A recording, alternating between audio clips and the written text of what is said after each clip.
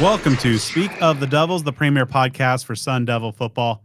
I'm Brad Denny with 3TV. And I'm Joe Healy with devilsdigest.com. Joe, I don't know, man. This is just a weird year. Off the rails. That is for a season that began with as much hype and anticipation and the highest expectations in nearly 30 years. That is where things feel after that really bad loss to Houston. Things feel like they've fallen off the rails.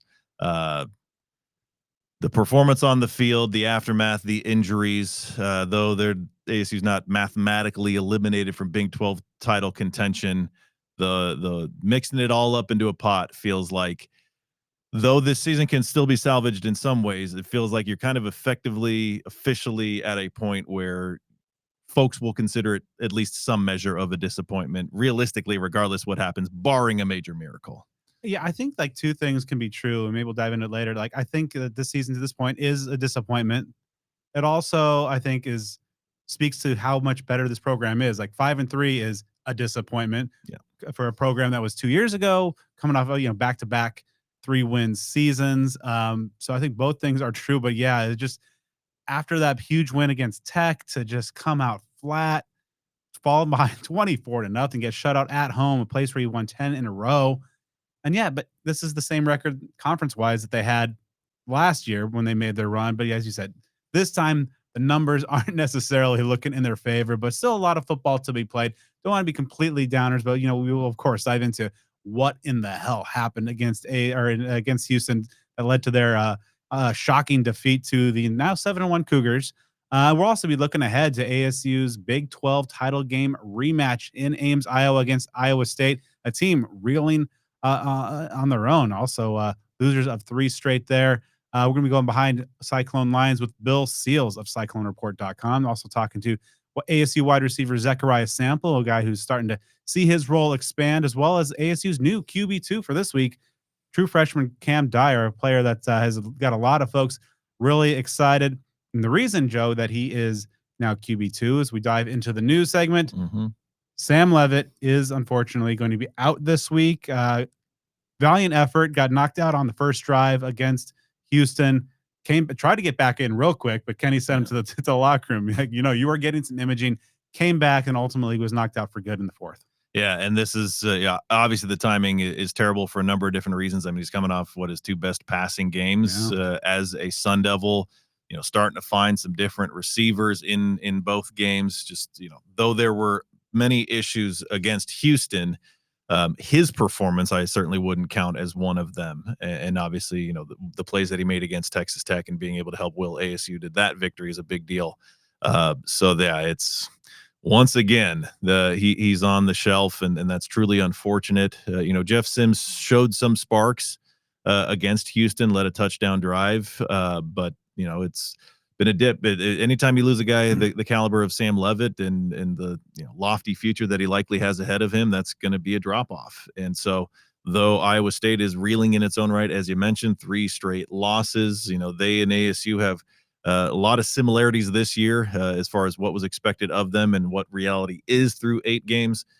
Yeah, to not have Sam Leavitt on the field, that's just never, ever a good thing. Certainly hoping that Sims can put it together and engineer a victory as a starter. He's 0-2 in that regard with ASU, as we know. So it's just insult to injury and injury to insult seems to be the theme of like the last 2 out of 3 weeks. That Texas Tech game with each passing day just kind of seems like it was like a dream. You know what I mean? Like, because Utah and Houston had a lot of similarities between them. That game in between, kind of the outlier. So hopefully maybe ASU can take turns with disappointing games and shocking wins and get back in that column this weekend. Yeah, I mean, I don't think that. I mean, ASU has not lost back-to-back games, since the start of the 2024 season. So, and they've always seemed to have an answer, at least in this kind of the modern era. Whether it is Jeff Sims or Cam Dyer throwing the ball, the question is, will Jordan Tyson be out there catching passes? We don't know. As of this recording on Tuesday night, we can report that he was at practice, was not participating, but Kenny has left the door open. He said that evaluation will come probably midweek. Turned Jordan Tyson questionable. So, we started the untimed down on Fridays, kind of obviously after our usual Tuesday recordings. some stuff happens. So we have a kind of new early Friday quick mini pod. So we'll dive a little bit more once we get some more clarification into Jordan Tyson. Now, with the bye week coming up after this game before the final three, perhaps it is a situation where you just hope for the best and then let your two stars rest up and get them ready for the last three games. Yeah, so the fact that he's not ruled out is, just encouraging within that context. Obviously we have different news from Sam Levitt, so there's a very clear example about how we're not just waiting and seeing on every single player. To your point, that bye week coming up is uh, pretty appealing as far as recovery is concerned. Not implying that ASU is going to make a bunch of concessions and opt out because the hill to climb to get in the Big 12 conference title game picture seems to be insurmountable at this point. It's just them saying, well, it doesn't really matter, so let's sit them out. And you don't necessarily see that, but you got to keep the big picture in mind. You got to keep the rest of the season in mind because there's a lot still to be redeemed. And you obviously want to keep his best interest in mind as well. So we'll see how that evolves. Now, obviously, ASU has, among just all the weirdness of these last few weeks, what we have seen is a thing that we've been asking for, and that's been other wide receivers Yeah. stepping up. I mean, you saw Malik McClain have like the game of his life, or at least the game of his Sun Devil career last weekend. And Jaron Hamilton as well doing the same before, and other receivers getting involved a little bit out of Moss as well. So that part has been nice. So even if Tyson is absent again, that is a massive, massive loss. But ASU at least has a little bit of momentum these last two games of other receivers proven that they can perform. Injuries, of course, have become kind of a defining theme of ASU's 2025 season. Both sides of the ball being hit very hard in key ways. It also is now extending to the coaching staff as special teams coordinator Charlie Regal is taking a medical leave of absence. It's a condition that some folks might point say maybe convenient timing given the special team struggles, but it is something that Charlie's been battling for a number of years now, and obviously the stress of just college football coach in general, but of course overseeing a unit that has just really been kind of below the bar so far this season with a number of challenges just adds to it. So obviously, best wishes to Coach Regal, a really stand-up human being. So first and foremost, hope the health is good there. In his place will be stepping up as the current assistant special teams coordinator, now the interim. Jack Nudo comes from a good football family. The Gene Nudo name carries a lot, especially for those Rattler fans out there as well. But I saw him out at practice today. A little bit more hands-on than we've seen so far. He's getting working with some of the guys on their holds as well. So obviously, special teams, as we'll dive into, has been a room for improvement. So it's going to be tough, coming in this late in the season. But there's room to improve. Yeah, and obviously with this topic right now, we're separating sports from real life, and important things over something that's important but not as important as a person's health, and we don't have all the details about it. But as Brad said, that despite the timing of it, this is a legitimate thing and not some cover up or soft landing reason that's being given as just an alternative to the truth. It is the reality. So we certainly hope all the best for Charlie Regal and his health. And we'll see what happens with the special teams under Nudo's supervision now. It's one of those things that you just wonder how much can be truly changed 2/3 the way through a season. Honestly, if the penalties can be minimized, that I think would be a great step in the right direction. But again, there's a lot to that particular topic. But for right now, most important thing is the well-being of Charlie Regal. So we certainly hope for the absolute best with that. All right, so the Big 12 finally let us know when the hell the Iowa State game would kick off, because it was, of course, one of many that were on a 6-day selection. When we last talked to you guys on our previous episode, we now know it'll be a 10 a.m. Arizona time kickoff, 12 p.m. for those folks heading out to Ames with TV on TNT. So it's interesting. It's not the best, not the worst. When this game was on the slate, and obviously we were all targeting this, thinking that it would have a much, much greater level of significance than it actually does. The hopes were, man, I hope it's not a night game. I hope it's not like an Oregon State type situation that we always seem to encounter back in the old Pac-10 and 12 days. So for this to be an earlier day start, I mean, the game's going to be over well before sunset. That's a win, in that part of the country this time of the year. It might be a little bit on the earlier end. It just always kind of seems when ASU's playing in, really atypical times of day, like the 9, 10 a.m., or even just other teams. I know, like I think when Arizona played Houston, wasn't that a really early game for them a couple weeks Yeah, ago? and ASU's game at Cincinnati was also a morning kick. Yeah, so just especially when you take a lot of teams from the old Pac-12 because we just didn't really see a lot of those games local time. It just seems so atypical and out of place for the participants, and it seems like they have a tough time with it. So though it's not the earliest, I think that 9 a.m. Arizona time slot is the technical earliest, right? Like this is just a shade Yeah. beyond that. So yeah, all things considered, you knew it wasn't going to be like a high tier primetime game again. Just a very different outcome than what a lot of folks would have expected. I mean, this was something that we're probably talking about, game day or big noon or one of these big productions being there in Ames. But there's still quite a bit on the line, for everyone to play through, play with. And if it happens to be a not great game, well, then, and I'm not saying it will be, I'm just saying at least you get that over with earlier in the day than later. Because if you have kind of a crummy football game, it kind of sucks to wait until 10, 11 o'clock at night for it to be over. Again, not saying that's going to be the case, but you never really know. Now then, it's never, ever, ever nice when the Sun Devils lose, but it's always nice to be bug free. And of course, to get there, we encourage that you check out our great friends, fellow Sun Devil fanatics, fellow ASU alumni, Nice Pest Company. Of course, ASU alumni owned and operated. Nice Pest Company serves residences and businesses all over the valley. And as we always tell you, check this out, Sun Devil fans. Your very first service, you can get that for just $42. And best of all, 100% of those proceeds will be donated by Nice Pest Company to ASU's Sun Angel NIL Collective. You got to support those who support what you love. Give your business to some fellow Sun Devils with an incredible reputation who, just like you, want to do their part to see Sun Devil athletics thrive. Nice Pest Company has sent well over 100,000 bugs to their final resting place, and with well over 200 five-star Google reviews, you can rest easy knowing you and your family are in great hands. So whether you've got scorpions or bed bugs or roaches or whatever kind of critters and creepy crawlers you got visiting your residence, or if you just want to make sure that you don't get an unexpected house guest of that nature, you got to give Nice Pest Company a call. Let them do the dirty work so you can have the peace of mind you deserve. It's always a nice day to support the Sun Devils, and with Nice Pest Company, it's always a nice day to be bug free. So here's how you can get a hold of them.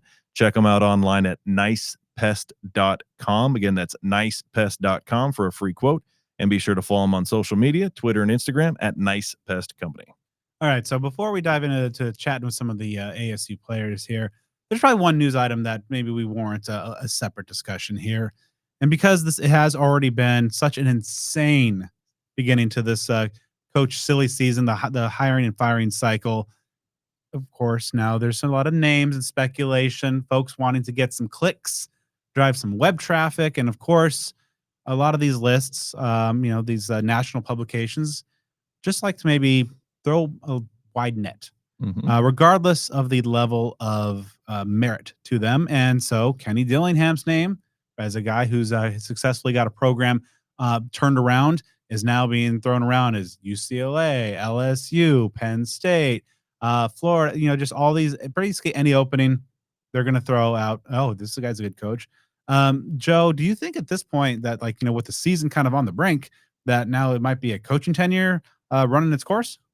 I mean, it certainly doesn't feel that way. And I know that a lot of Sun Devil fans, can have some alarmist reactions, or we can all be subject to, like you mentioned, just content online that makes something seem different than it is. Here's what we know, that there are many, the popular thing these days when you're making a coaching change, especially for like the upper tier, those blue blood programs or someone in that conversation, more and more and more and more, and almost to the point of being exclusively done, are they separating their themselves with their coaches at very early points in the season. I mean, it just year after year, it feels like you're getting more like unprecedented outcomes in terms of the number of schools, and especially premier schools that have openings. The fact that Florida, Penn State, LSU, those all have openings, in addition to the likes of Arkansas, Oklahoma State, UCLA, Virginia Tech. There's a list of teams that are power conference teams that have openings. So, given that, that adds a lot of time for speculation, a lot of time for clicks, a lot of time for, discussions and comments. And when you have openings of those nature, who are the guys that are going to be looked at as far as coaches that might step from one team to another? They're probably going to look at the ones who are at, uh, you know, traditionally good or slightly above average programs, ones who might be younger, ones who have had success and might take that success to a program that traditionally has, more success and more support. So it's just a natural thing that if you see a guy like Kenny Dillingham, who of course took ASU to the college football playoff, of course is in his early 30s. Of course, he's at Arizona State, which there are some schools out there like the Floridas, like the LSUs and Penn States that probably think that they can certainly out resource Arizona State. So that sort of thing creates a very easy and convenient, narrative online. So that's how you kind of get those sort of topics. Now then, as far as actually wondering if that is going to, materialize into anything. It certainly doesn't feel that way. I mean, my goodness, if Kenny Dillingham, both what he is and what he represents, if that person leaves Arizona State football after 3 years, like, I don't know how you bounce back from that. I don't know who in the world you go and get. If you can't keep the guy who's born in your backyard, went to your school, and all of that. And again, I'm not building this argument to say that that's happening and all that sort of thing. It just seems like that wouldn't. And you would certainly hope that if it were even in the conversation or even a slight possibility, that the steps would be taken to make sure that doesn't happen. So you never can say never in anything. I'm thinking of it in like the same light as players, like it's, if you have a great freshman or a sophomore these days, it's tough to say, man, I can't wait to see what he's going to be like as a junior or senior at this school, because you don't know if he's going to be at your school as a junior or a senior. Mm-hmm. That was a conversation. That was the things we had to worry about last offseason about Sam Levitt, about Jordan Tyson. You always have to have that concern. So it's never going to be officially not a concern until the dude's on the sideline for the first game of the next season. You know what I'm saying?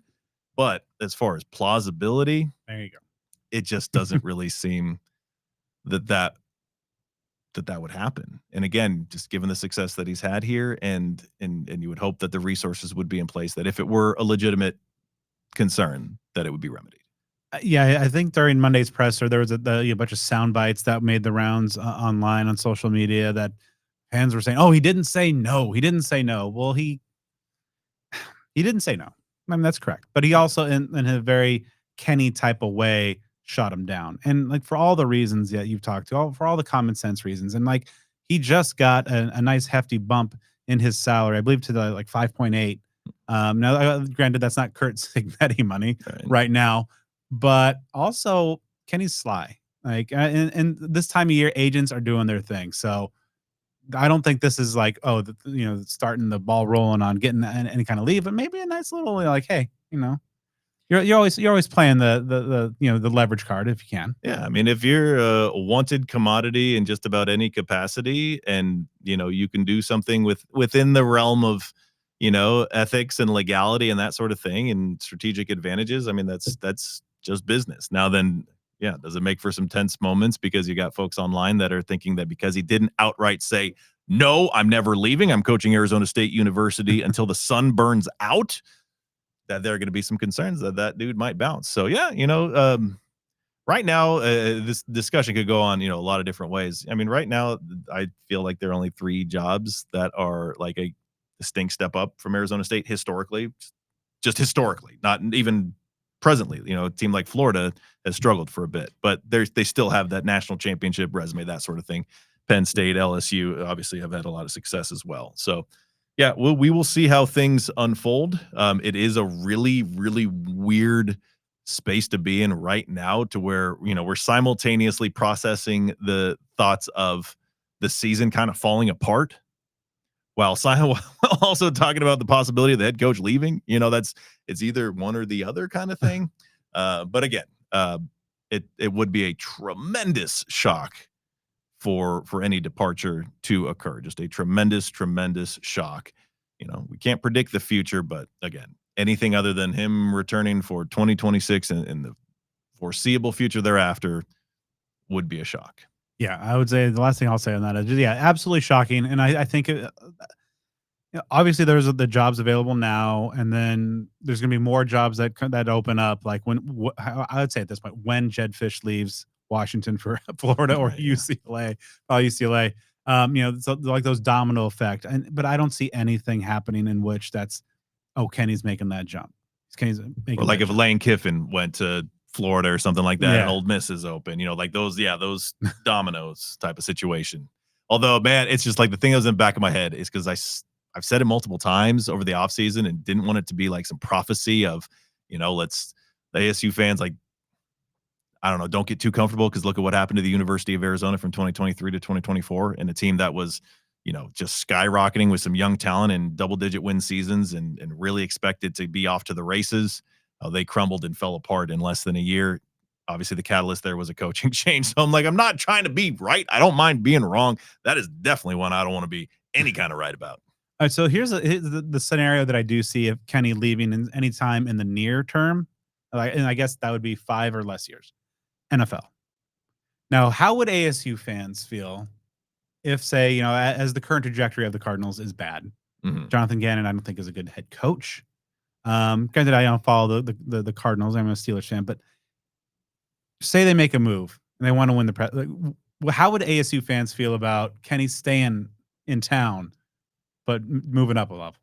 It would be interesting because there would certainly be a variety of views because there are many people, and I kind of fall into this category. There are a lot of ASU fans that are very much not Arizona Cardinal fans, and a lot of it can date back to uh, the contentious relationship that the Cardinals and ASU had in Mhm. the late stages of the time that they shared at Sun Devil Stadium, and like litigation over, I think, like advertisement revenue or something like that.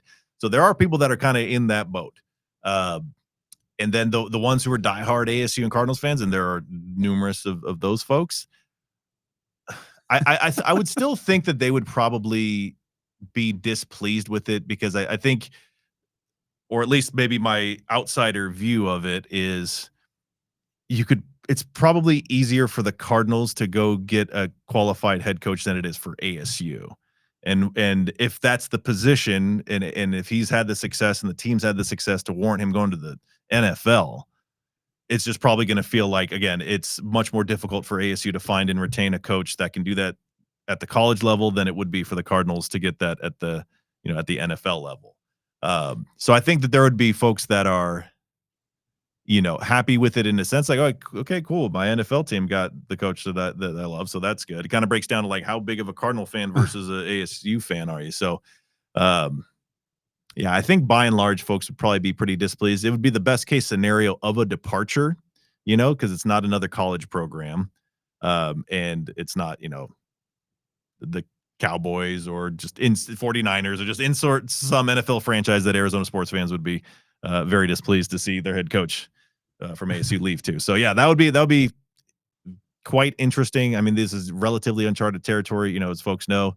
Just at the college level, it's not been since the late '80s that an ASU head coach left for another college job immediately. That being John Cooper. Um, I think Daryl Rogers, did he leave for an NFL job? I think he may have in the early '80s. We're talking about 30 to 40-year stuff. It's just been a long time since ASU has had this actually materialized, though we've talked about it so much. I mean, Todd Graham was going to Texas, right? I mean, that was going to be the thing, especially when Steve Patterson was hired there. So we'll see how that shakes out, but that would be a very unique situation to endure.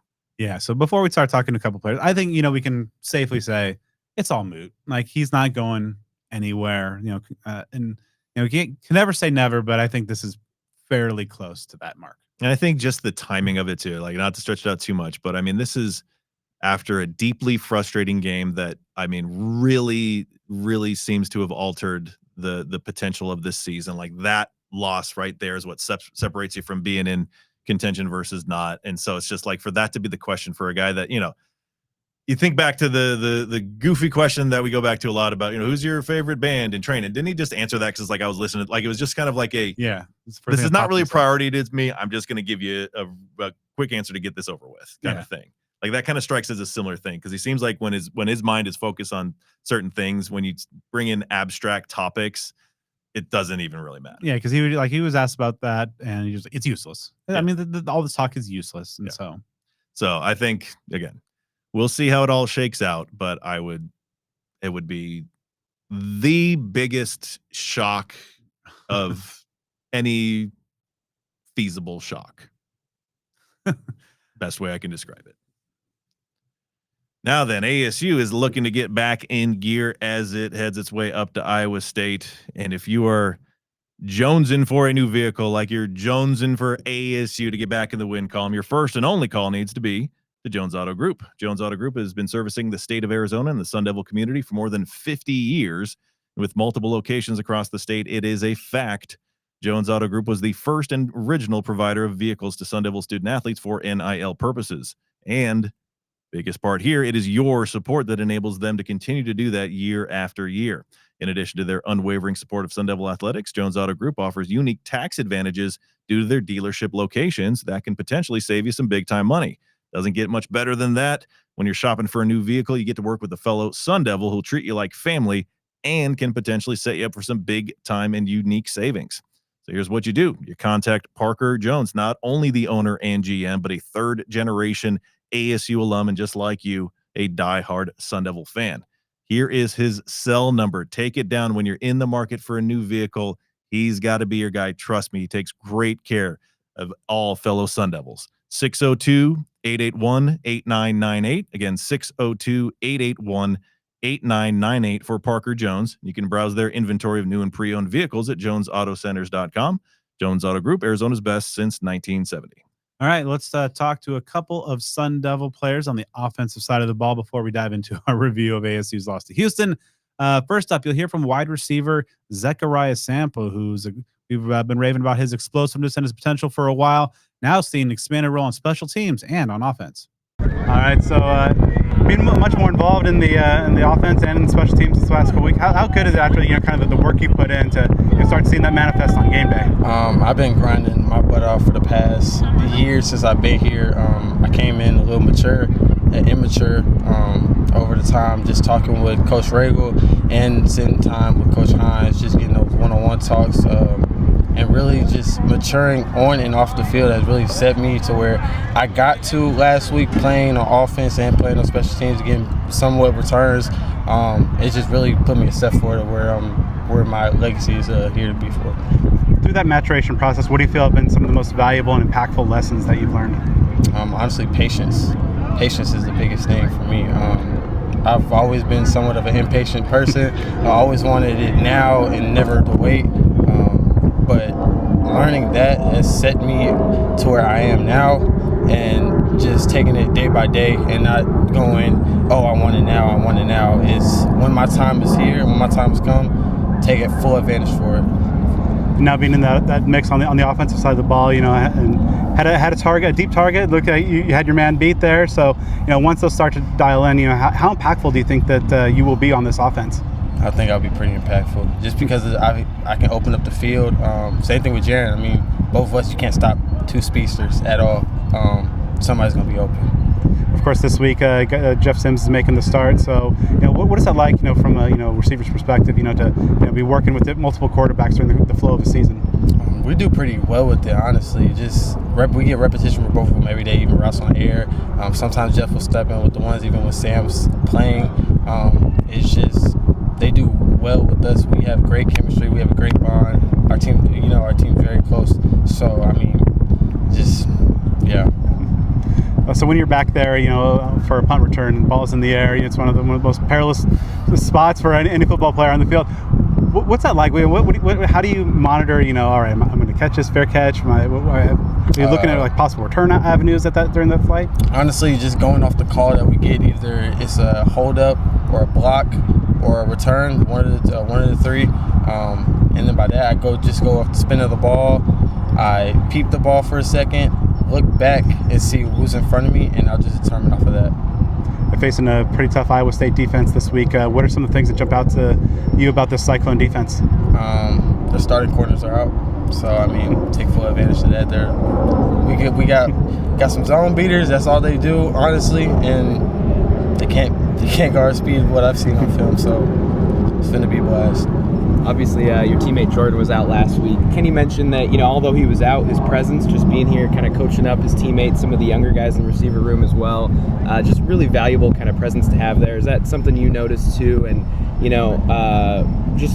what's it like having somebody like him here to kind of learn from and, follow behind too? Since I've been here, Jordan's always been a big brother to me.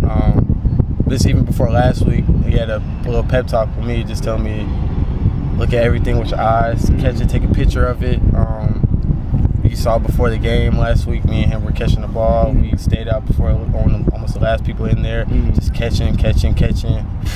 And sorry, these flies get annoying. Yeah, he's one of the big brothers on his team for sure. The leader, he goes by example, and just taking after him and want to be where he's going to be at one day. Totally. And then as you start to, get more playing time and, just trying to eventually get to where he's at, you come in here, he's kind of like a blueprint for, where you would like to be, and ideally, what can you do to just kind of take advantage of that while he's here, kind of just learn from him as much as possible, kind of like you're Just doing keep right on asking questions. He's not afraid to answer. He's going to tell you the truth every time. He's not going to sugarcoat things. Yeah. And that's what you want. You don't want somebody to go sugarcoat things. You want someone who's going to give you the hard cold truth. So then, obviously the season's winding down here. You guys still have some big things ahead of you. What do you want to show this coaching staff over the next, 4 or 5 weeks to position yourself well and heading into 26? Just that I'm a playmaker when the lights turn on. Simple as that. All right, so Kenny Dillingham has announced that you're the QB2 this weekend. Good news on the recovery front. So just, after suffering the injury, what has the road back been like for you? Just kind of, it seems like a little bit ahead of schedule, but, just obviously facing a lot of adversity and overcoming it. Yeah, I mean, it's been a long time coming. Just shout out to all the trainers and, all the medical staff just getting me right. I've just been patient, just waiting for my time. And, now it's finally here, so I'm ready for it. And, I'm just thankful. I'm preparing every day for it. What have you kind of learned about yourself and, throughout the recovery process? Yeah, I mean, just learning how to be patient. I feel like that's a big thing. I feel like for the first time in my life, I wasn't able to play football at first. And so learning how to deal with those feelings and those emotions, that was difficult. So, just overcoming that and having to deal with those battles and challenges has made me a better person. And even though you haven't been able to contribute on the field, much during the early part of the recovery, what were some of the things that you were aiming to do to, contribute to learn this offense, to, obviously make the jump up to major college football, but, also contribute to the team? Yeah, I mean, being in the film room, staying ready mentally, that was a big thing. Obviously I couldn't do a lot physically in the spring, so, just being as sharp as possible mentally so that when my time came, I'm just ready for it. How are you feeling right now? How close to the vintage Cam Dyer are you? I mean, I feel ready, man. I feel like I'm able to get out there and just be myself and play like myself. And really, I don't think about my injury anymore. I feel like that's in the past, and that's something I've already overcome. It's just about putting everything together. Just how good has it been just to get out there and play ball again? Man, it's felt great. I feel like when I don't play ball, a big part of me is missing. So now that I'm able to get out there and just spin it a little bit, it feels great. So, with the preparations this upcoming week, what jumps out to you about studying this Iowa State defense? Yeah, I mean, they're a good defense. I feel like, they're obviously well coached. Their structure's a little bit different. So spending extra time in the film room, getting our game plan dialed in is, very important. I feel like getting with my coaches is very important. Just having those conversations about what they're doing and then how we can attack them. What kind of support have you got for your teammates to help get you ready for this moment? Oh man, all the support in the world. All the guys coming up to me today. Cam Dyer this. It feels great. In all seriousness, the guys really support each other, and that's what this culture is about. That we're a family. So when somebody in your family is hurting, when somebody in your family is trying to overcome something, you just support them, and that's what these guys have been doing. What do you think that your recovery process and working your way back up has really kind of said to this coaching staff about your future? Yeah, I mean, I feel like it's been great. I feel like as soon as I got hurt, Coach Dilly, all the guys on the staff reached out to me, told me that they had my back from day one, and they were in my corner from day one. So having that support meant a lot to me. And whether I was hurt or not, they made me feel like I was, still obviously doing everything and participating in everything. So having that support, like I said, it meant the world to me. Now, before we look back at that brutal loss to Houston, bit of positive news to share with you, and that's a shout out to our great friends at Sun Devil Family Charities. They're a 501c3 nonprofit organization created primarily for the purpose of raising funds to provide financial assistance to Arizona State University alumni, students, staff, and immediate family members adversely affected by medical issues. Their SDFC Cares program allows qualified individuals to request financial assistance by completing an application and submitting verification of medical expenses, which are evaluated by their patient services committee. So basically, put this in normal English here, what we're talking about is if you or a loved one, if you're facing financial hardship due to a medical issue, and if you have any sort of tie to Arizona State University, student, alumni, employee, former employee, which many of you do if you're listening to the show, Sun Devil Family Charities might be able to help you out financially. So here's what you do. You got to check out their website at sundevilfamily.org. They also love monetary donations, of course. That's how they exist and help folks out. They also have volunteer and sponsorship opportunities that you can check out. And once again, how you do that is to catch them online at sundevilfamily.org. All right, Joe. So ASU had won 10 games in a row. Nobody wins all their games all the time.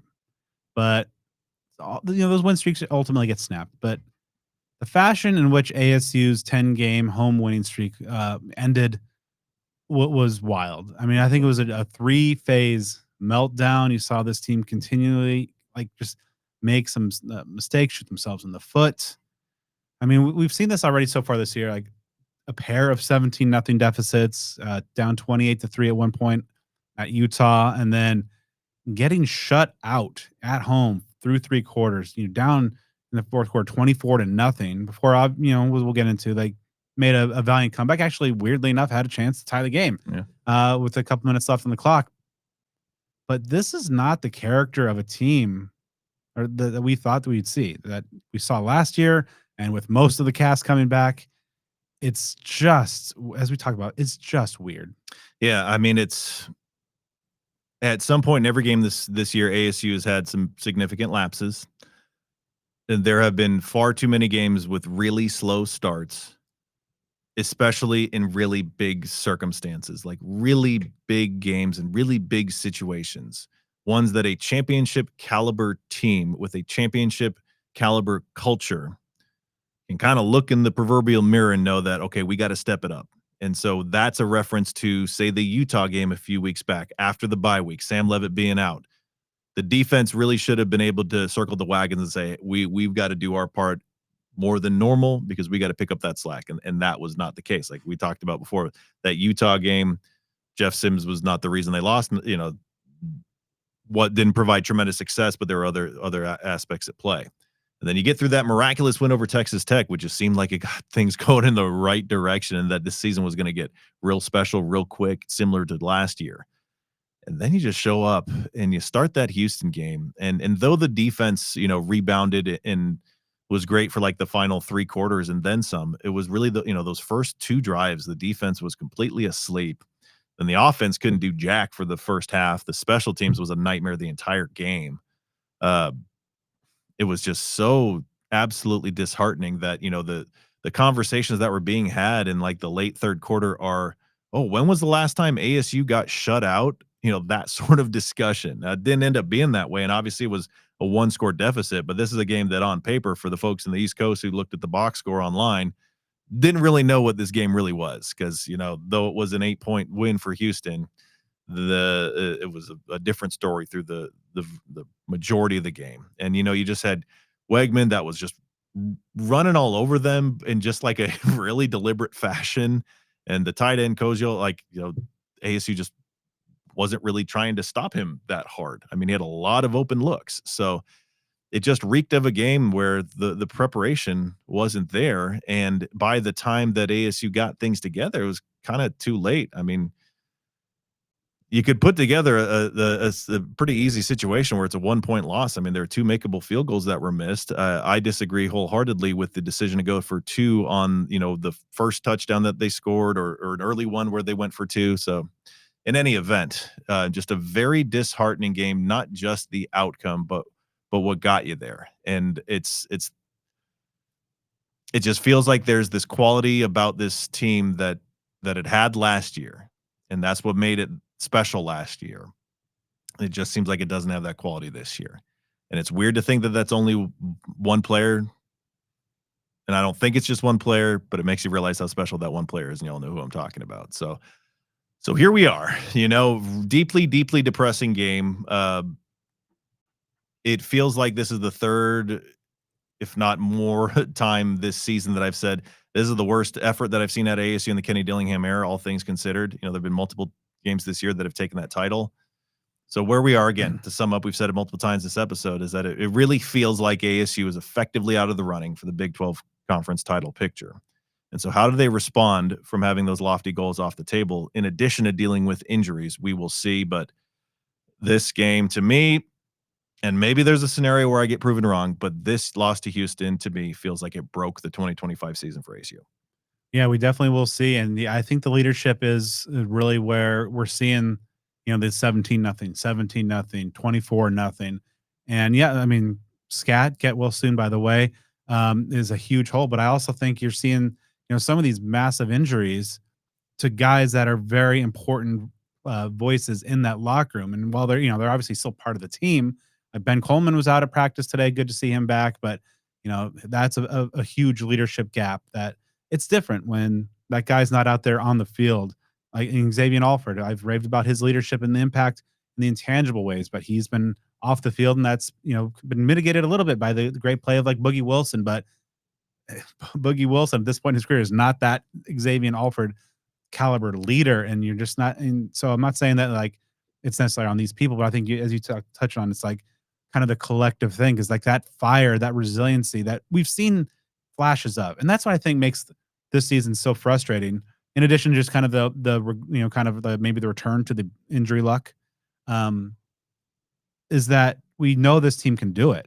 They beat Texas Tech, and that this defense played lights out. Yet they still got run over by quarterback power by Connor Wegman over and over again, and they got run over all game long to Utah. And that we know this is a team should not be playing like this, or not suffering these valleys. And there's good teams, and good teams are going to make plays against you, but not to this level, and not for these sustained stretches where all of a sudden that like you just mentioned, ASU's defense, ultimately kind of righted the ship a little bit, but that was after bad things happen, and then, or the special teams might flash here a little bit. Oh, and then a couple of dumb penalties, or the offense, maybe gets itself in gear. Weird ass fumble that on that drive. Strangest, like it looked like a glitch from a video game or something like that. Yeah. Like, what the hell am I looking at right now? Like if I wasn't in the stadium, I would have thought it was just like some AI thing. It was like Tuck Rule 2.0 or something. Yeah. Yeah, and so it's just that's the maddening thing about this team. And I do think that I thought that ASU would be fine without Scat in terms of just the on-field production, and I think obviously, not to that we're not going to get that record-setting level, but I think I maybe underestimated the leadership impact. But then also, I think the other guys in that locker room, maybe that's Shamari Simmons, the Melquan Stovall's, and then of course having some of your key returners also be injured, and that just, I think that message is while it's still there, it just is different, and we're seeing that, I think, manifest in terms of just the sleepwalking through large stretches of the game, these falling into huge holes. And yeah, it's cool that ASU comes back and often has won these games, or comes up a possession short like last weekend, but it's just not the makeup of a championship caliber team. It's maybe it's the makeup of a 9-win team, and historically, and if you pull back outside of this disappointing year, that's good. I mean, if you get to 18, 19, 20 wins over a 2-year period, historically speaking, for the Devils, that's really good. It's a sign of a healthy program.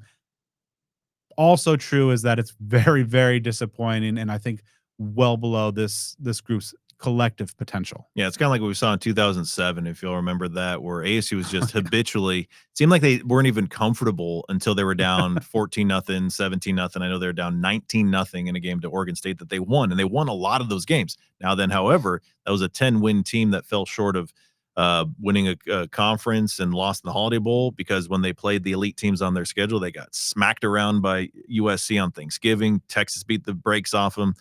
So that's just something that you can get away with that against certain teams and not against others. And that's just what ASU encountered against, a Houston team that has a great record. And we're just thinking that, hey, they hadn't really played anybody. Like, this is a very good team, but maybe their record's a little bit better than what they truly are, but that may be proven wrong. So yeah, it is really interesting because, I mean, realistically speaking, ASU certainly has a shot in each of the remaining games it has.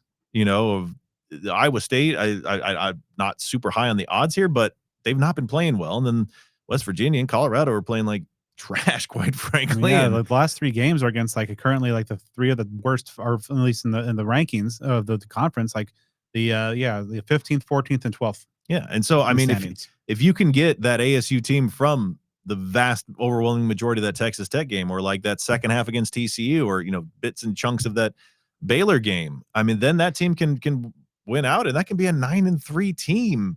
I mean, if I've felt that the floor of acceptability is 9 wins. Not necessarily just regular season, but 9 total wins. I feel like if you get 9 wins, then you can comfortably say that there's at least a level of success to the season. I feel like if you're at 8, obviously, or fewer, then that's where you can kind of call it just not like a disaster, but just it's hard to shine that up. And obviously, if you get to double digit wins, then that's like a bona fide success.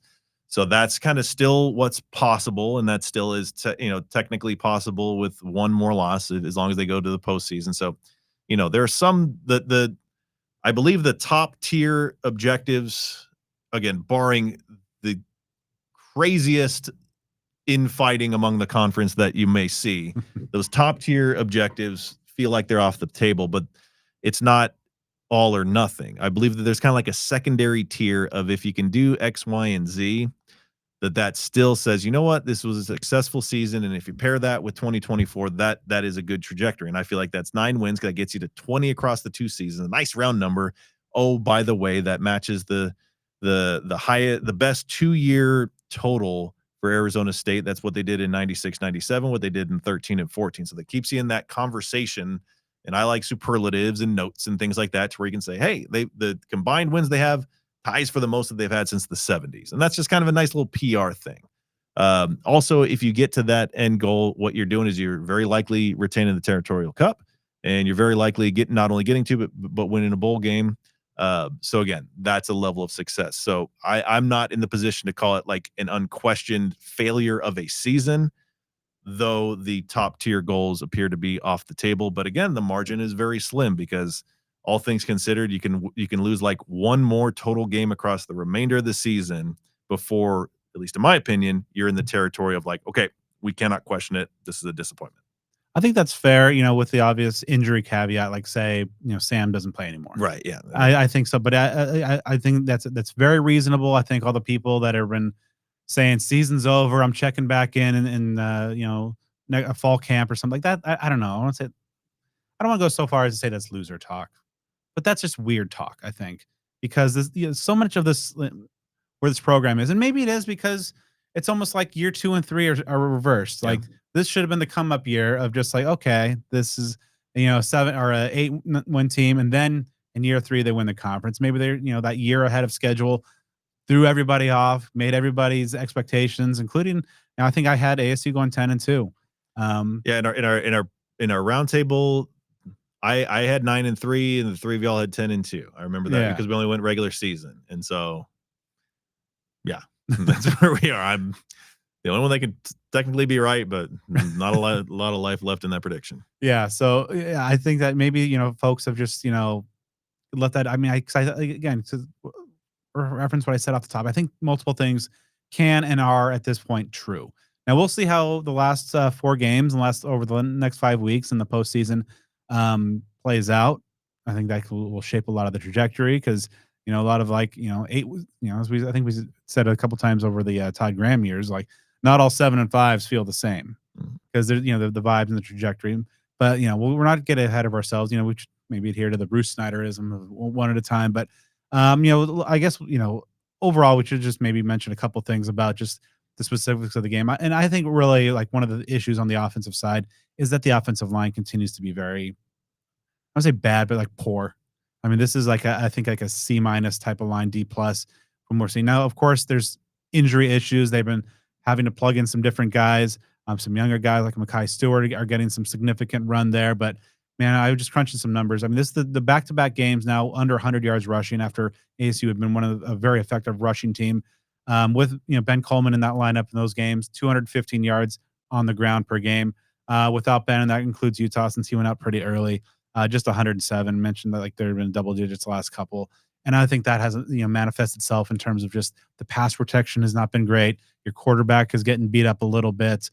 Your ground game, which has been kind of the bread and butter, really hasn't been going. Raleek Brown has really been kind of not been able to get out and put out the usual explosiveness that we've seen. It's just really, I think, just start. Football starts in the trenches. It's cliche, but it's true. And unfortunately, when you lose your quarterback not once but twice in a game, that makes things a lot harder. Even though he spread the ball around at 9 receivers with a catch, but he wasn't the sharpest, and he was barely completing over 50% of his balls. Had that lost fumble, but overall, I just look at some of the issues that are the red zone, sustaining drives, third downs, and I think at all you can really say, injuries, yes, also just not up to the caliber of last year in the trenches. Yeah, I mean, you look at that guy Eddie Walls for Houston. I mean, he's a 5th-year player. In previous seasons, his season high for a season was 5 sacks, and he had 3 against ASU. I mean, just doing things that are way outside the norm for him. And ASU's run game, though, the yards per carry and some of the impressive plays from a guy like Raleek Brown have been very good, but they're just not getting the consistency there. The absence of Kyson Brown is a thing, or just the absence of someone that can run a little bit more north and south. I mean, Kanye Udo is just, I don't know if he's fallen out of favor or what, but the touches are extremely limited here. So passed up on the depth chart by Man Robinson. Yeah, Robinson getting quite a bit of running. He survived a little scare there with that potential fumble, though he has made some plays and looked like he can compete at this level, but just not having that. I mean, that was something that there are a lot of things that you learned that you took for granted last year. ASU's ability to win close games. I mean, think about it. ASU was not that far from being like a 8-win team last year, and obviously Cam Scadaboo did seemingly an incalculable amount of things that we can't even describe. But one of the things that's coming to the forefront of my mind, especially in recent weeks, is how impressive he was and is, behind and at the line of scrimmage to make room for himself, and how unique that characteristic is. And not everybody can do that. So think about how many incredible runs he had that he probably should have been brought down for a loss or no gain or a very, very minimal gain, but he was able to do the work, to get away. So yeah, it's the line play. Like I said, it's concerning, especially on the offensive side. So we will see. There are a lot of things in that Houston game that were just unpleasant surprises. And when you get to game 9 of the season, which of course is where ASU is right now, you're deep in the territory of like how realistic is it that notable improvement is possible versus how realistic is it that you just are what you are at this point in the season. We shall see. Again, this last stretch for ASU, not a series of world beaters, but ASU has just shown us that virtually at any given time, it can either compete with and beat the best of the best, or it can be susceptible to falling behind quite average teams. I'm not saying Houston was, but thinking earlier in the year. So it's almost like a big shrug every week from this point out. Yeah, so be remiss if we didn't give a shout out to Jeff Sims for coming in, being a gamer, had that nice touchdown drive, and got the game back to a 1-score margin. Malik McClain, we've been asking for this for a while, and that's the Malik McClain. All the episodes in like spring and fall camp when raving about, that's what we've been seeing behind closed doors. We finally saw it. It was kind of a little like bleakly funny that he had the first 25-yard catch on the first play of the game, and then a play or two later had the penalty. Mm-hmm. It's like, of course, just but then ultimately, he really balled out there. Yeah. So as Joe mentioned off the top, having somebody other than Jordan Tyson be a factor in that aspect, pretty key. On the defensive side of things, we should mention that there was 5 defensive penalties, part of the Kenny Dillingham era tying high mark of 12, including Ghost Rouser, who had a targeting penalty and will miss the first half of Iowa State due to that targeting penalty.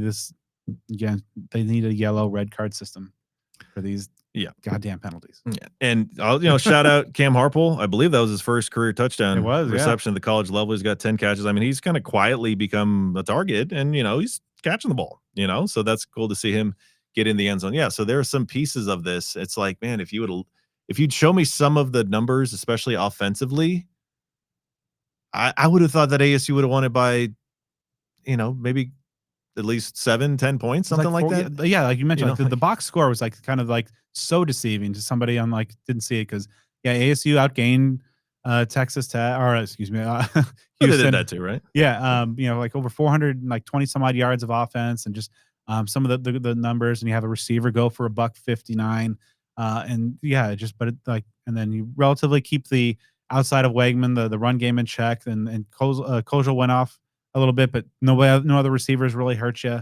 But it's just like in those issues in the margins that ASU was nearly perfect on a season ago. They're just really kind of at this point, this so far this season, it's like coin flip at best. Yeah, that is for sure. So it's just quite an aggravating game, and where they go from here is just week by week because there's nothing to look ahead to because if you just can't consider yourself in the equation, with the not only with ASU losing, but a team like BYU continuing to win. Let's see what happens with Texas Tech because I know that Hammond's out for the year now, Yeah, and so I it's don't the know Baron if Morton show. is he back. Okay, so I don't know if they had to go down to a third string, and Utah's got this backup that just like lit everything, like the literal world on fire. Did the halftime, like not only just like the 43-0 at halftime over Colorado was something, but like the total yards at half. Did you see that number? Because I think that game was at half, like right when the ASU's game was kind of wrapping up. I remember just kind of paying attention. Like that was a weird bit of good news. Yeah, it was unreal. Yeah, it was like because we got back up to the press box right after like and they're wrapping up the halftime and putting up some like at the half. It was 398 yards to -18. Yeah, it's At what point does Prime medically retire mid-season? I mean, that's another one. That's something that I've had my feelings and words and viewpoints, but it's like it's like almost sad at this point, which is really wild. I mean, I felt like they would struggle that is coaching acumen if he doesn't have, his sons and someone who's like essentially an extension of his family and Travis Hunter, and not having those guys in the program would be just a different relationship with the players. But man, it is um you've what does he need it for? I mean, honestly, and that's not even a knock. That's a genuine, humanitarian statement is like at this point, if he's not coaching, his sons or those that are very close to his life, and if he does have medical issues, and if the experiment is not working, then yeah, well, that's going to be interesting to see how that part sorts out as well. All right, so as we close out here, we talked about the defense, letting Kojal and Wegman kind of run wild there. I think we owe at least a minute, maybe 90 seconds. But we need to bag on the special teams. I mean, 2 misses by Jesus Gomez. Now I will say that first one, the snapping issues, Yeah. and that ultimately resulted in Tyler Wigglesworth taking over the snapping duties there. 4 special teams penalties, Joe. And I will say that the one at the end of just jumping off sides, that's pretty much your only play, and you're hoping that situation to block that kick. Yeah. I get it, but the 3 returns negated like almost 90 yards of return yardage. The penalties there, and it's just every week. I mean, we've talked about it, and the best wishes to Charlie Regal on a speedy recovery, and Jack Nudo's responsibilities and challenges. It's significant, but good Lord, man, that was just absolutely brutal.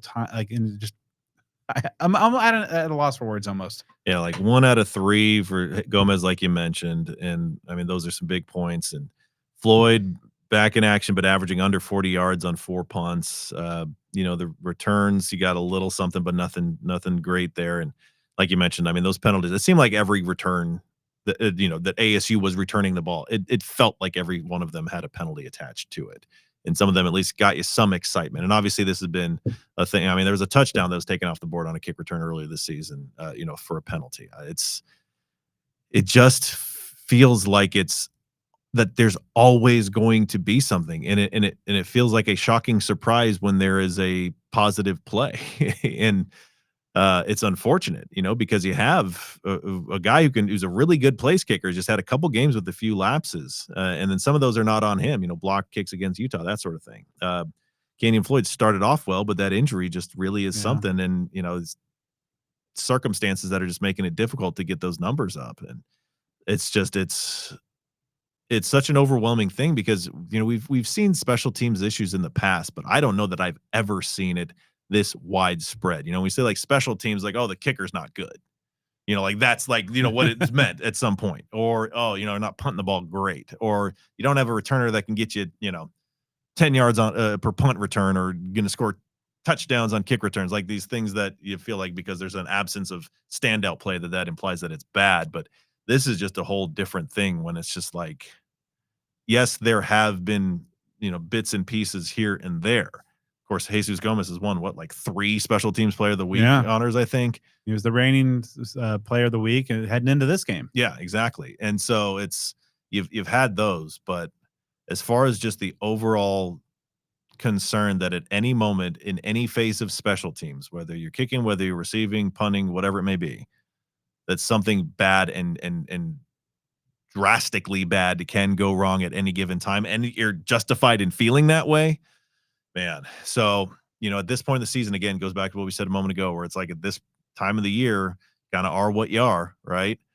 And though there's been, a change for whatever period of time it's going to be, as far as who's, mentoring the special teamers, you just got to wonder, are you, whether it's a talent thing, whether it's a scheme thing, whether it's both, what corrections can you really do at this point in the season? So we will see. But it's a conversation for another time, but it really feels like this needs to be, from a coaching perspective, a high priority in making a change from 2025 to 2026. All right, I think that's a good, appropriate bagging on that unit. So, now with a new leader there, we'll see if they can rebound and put forth a good effort and land on that positive note. Because as we mentioned, ASU's last 4 games, including this weekend, against the current 9th, 15th, 14th, and 12th teams in the Big 12 standings. So we'll see. There's plenty of opportunity down the stretch.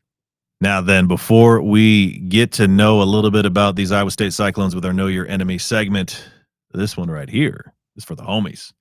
And if you want a restaurant as passionate about supporting Sun Devil athletics as you are, you got to make Burrito Express your local burrito joint. Burrito Express began with a vision, a family-run Mexican restaurant serving authentic food with fast, friendly service and deep community roots, making Burrito Express a true multi-generational, family-led legacy. From the beginning, it's always been about flavor, family, and the people they serve at Burrito Express. Burrito Express is more than just a place to eat. They're part of the neighborhood. And as you know by now, they're a strong figure in the Sun Devil community. From day one, they've focused on bold flavors, fast service, and real connections with the communities that they serve. It's that mix of quality, culture, and care that makes Burrito Express different. Burrito Express delivers bold flavor, fast service, and hometown pride in every bite. You can order online for pickup or delivery and fuel up with real deal burritos made fresh daily across the valley. You can visit any of their 9 locations, 2 of which are fast and fresh restaurants located in Circle K stores. You can find Burrito Express in Tempe, Scottsdale, Chandler, Gilbert, and Queen Creek. Most locations are open 7 a.m. to 3 p.m. Monday through Friday and 8 to 3 on Saturday and Sundays, with some locations open 6 to 3 during the week and 7 to 3 on weekends. Check them out online at theburritoexpress.com and follow them on social media at BurritoEXP on Twitter and Instagram, Burrito Express AZ on TikTok, and on Facebook at facebook.com/yourlocalburritojoint. All right, returning to the show this week to give us a inside look at Iowa State in this Big 12 title game rematch is Bill Seals of CycloneReport.com. Bill, welcome back. How are you today? I'm doing great. Appreciate you having me on here after I think was on last year, I believe, as well, right? Yeah, right. To preview that big game. Obviously, this has been one that's been circled on the a lot of folks' calendars since the schedule came out. But before we dive into the specifics of this Saturday, let's take kind of a little macro view. And obviously, given the big time achievements of the Iowa State program from a season ago, what were the expectations surrounding this program heading into this 2025 season? Well, I think they had high expectations. A lot of returning players on both sides of the ball. Not many programs in college football anymore can say that they have a quarterback with 3 years now of starting experience under his belt. That's kind of a rarity in college football anymore. Iowa State had that. They had a lot of returning pieces, especially on the defensive side of the ball. And I think the coaching staff, players, and a lot of fans who were down there for the Arizona State game last December were wanting a trip back there, and the team got off to a great start. And I think, up until 3-4 weeks ago, I think everybody thought this was a team that was going to get back there in December. Kind of like ASU, Iowa State, coming into this game at 5-3, and historically, it seems like that'd be a pretty good mark for both these programs to feel about at this point in the season. But of course, with the recent success and the heightened expectations, how is the fan base over in Ames feeling about this 5-3 current situation for Iowa State? Disappointed. I mean, it's been leading up to this though with the injuries. They've lost a lot of guys. I'm sure we'll probably get into that further here in a little bit. But I mean, yeah, it's just it's frustration with the injuries. They have lost a lot of guys, and even at that 5-0 record, just the amount of players on the sideline was concerning. And now you've kind of seen that play out. So yeah, I mean, it's kind of a fan base. They've gotten pretty spoiled, I guess you could say. A lot of Iowa State fans before Matt Campbell got to Ames, they'd be ecstatic, 7-8 wins and going to bowl games every year. But coming out of last season, winning 11 games for the first time in school history, it's been definitely frustrating for the fans, and they continue to turn out too. There was a sold-out crowd against BYU last week. I think it's going to be another great crowd this Saturday in Jack Trice Stadium, and watching an Iowa State team that getting back to the conference championship game, that's not really in the cards anymore. But I think the fans are still behind the coaches, players, and the program. Let's start talking about some of those players. Starting, as you mentioned a moment ago, very veteran quarterback in Rocco Becht in year 3 as a starter. Where have you seen him kind of, evolve heading into this season, and how do you evaluate his play so far in 2025? Well, it's kind of a mixed bag. It's not trended very well over the last 3 weeks. And, Rocco will be the first one to admit that. He's been very candid, very pointed in his criticism of himself to the media, almost more so. I think the media were even kind of surprised that he's been this critical. But they lost a couple of 1,000-yard receivers, though. I think that was the big thing with Jaden Higgins, Jalen Noel, now with the Houston Texans. There's been a lot of turnover in the skill players around Rocco. The tight ends are back. Yeah, that's a good group, but they really haven't replaced a Higgins or a Noel yet. They went to the transfer portal, got a Chase Sewell, Xavier Townsend.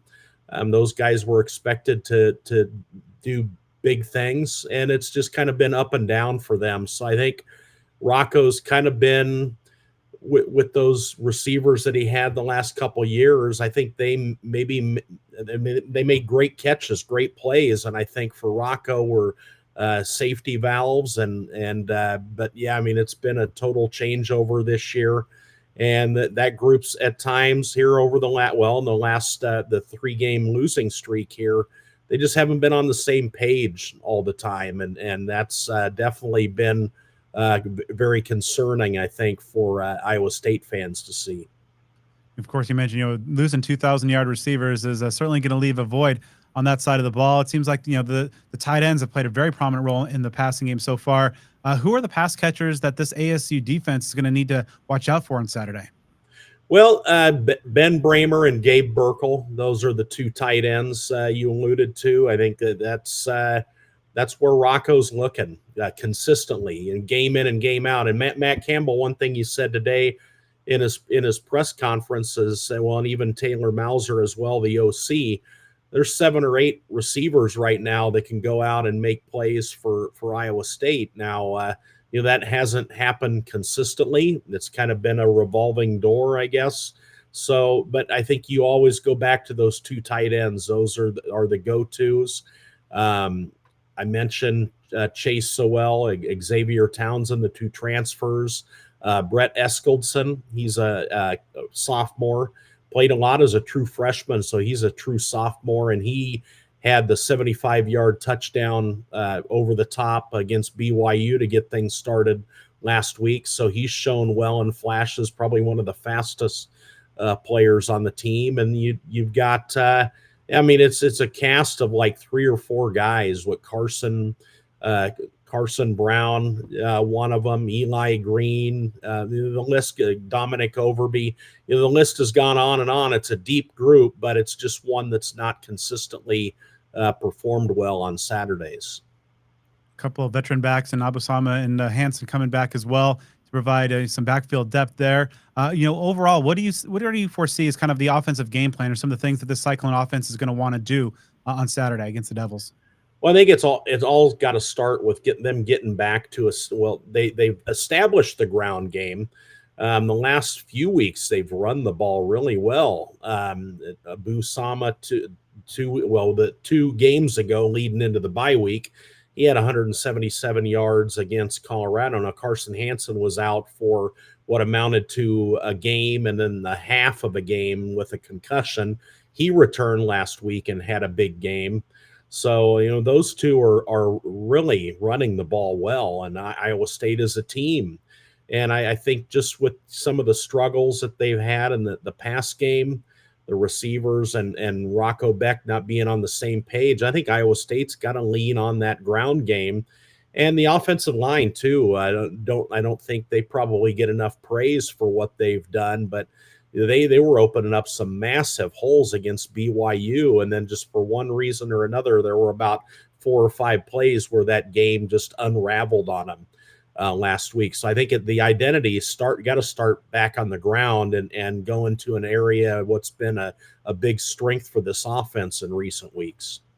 And switching over to the defensive side, there's been some notable injuries there on that side of the ball, excuse me, as well. What have you felt that the Cyclone defense has done well so far, and maybe some of the areas where they've struggled? Well, I'm not sure. They haven't done a whole lot well consistently. Let's put it that way. I mean, there have been flashes like the first half to second half of the Cincinnati game was like 180-degree difference. They actually, against a Cincinnati team that's at the top of the conference right now, Iowa State played defensively about as good as it's done all season long in the second half. But the problem was in the first half, they just got gashed on the ground in that game. It was just crazy how things turned at the intermission in that one. And in Colorado, they were solid for the most part in that one and kind of let one get out of the gate late, a long pass play that ended up being a big difference in the result there. And then against BYU, it seemed like early in that game that the momentum on Iowa State's side and the defense is playing, so to speak, like with its hair on fire. They got a couple sacks in that one. It's not a team that's gotten a lot of much of a pass rush, but they were just playing great football in the first half. And then again, as things kind of unravel offensively, the turnovers, just the mishaps there was a special teams turnover, and it just kind of seems like the defense has kind of fallen into that mode where the momentum flips back to the other side and the defense struggles. So I think again, though, a lot of that goes back to the injuries that they've sustained. I'll start up front. Dominic Orange was one who was doubtful going into last week, and that was Wednesday night, and he comes out and plays a pivotal role on defense. Was upgraded to questionable and ended up starting and playing a huge role. So that was huge to get him back. But now they've gotten a couple of, couple of injuries at linebacker. Will McLaughlin's one that's going to be questionable, I think, going into this week. Cale Brazina was another one that has some injuries he's been dealing with. And then on the back end is where they've just been decimated. You go all the way back to last offseason. They lost a couple of cornerbacks. One of them that's playing in the NFL right now, Darian Porter. Miles Purchase was another one that they lost. They lost safeties. Bo Freeler, Malik Verdon were key contributors, starters. And that was just last offseason. So you fast forward to this season, Jeremiah Cooper moves over. One of those safeties moves over to cornerback. And between him and Jontez Williams, that was a pretty formidable group, and they had started to perform really well. Team's 5-0, and then all of a sudden, both of those all Big 12 caliber players are out for the season with knee injuries, both Williams and Cooper. So those two, I mean, not many teams probably in the Big 12 going to play at a good rate when you lose both of those two all-conference caliber players on the back end. And then at safety, Kaijon Cummings-Coleman's a reserve guy. He's out for the season now. Campbell announced that today. And yeah, they just kind of have some depth guys in and out of the lineup. So yeah, I mean, it's kind of a mash unit on defense. You know, last year it was linebacker. It was remarkable how Iowa State was able to win 11 games like it did with just playing so many different linebackers, but so many guys hurt. And this year, it seems like the secondary is the group that's been hit by all the attrition. With the injury bug and the kind of playing one good half, one bad half, there's a lot of similarities between these two teams so Right, far right. this year. So I'm gonna ask you to now pick one guy on each side of the ball. You know, maybe a guy that's playing a little bit under the radar, or something along those lines that you feel will play an X factor in deciding Saturday's outcome. Well, I think one of those receivers maybe comes through. It's been a few weeks now for Chase Sowell. I think maybe he's a guy that might be able to reemerge. He's been good this season. He's been great. He's been an X factor. He's been the reason that they went out and got him from East Carolina. So I think Sowell maybe be that wide receiver that clicks on Saturday.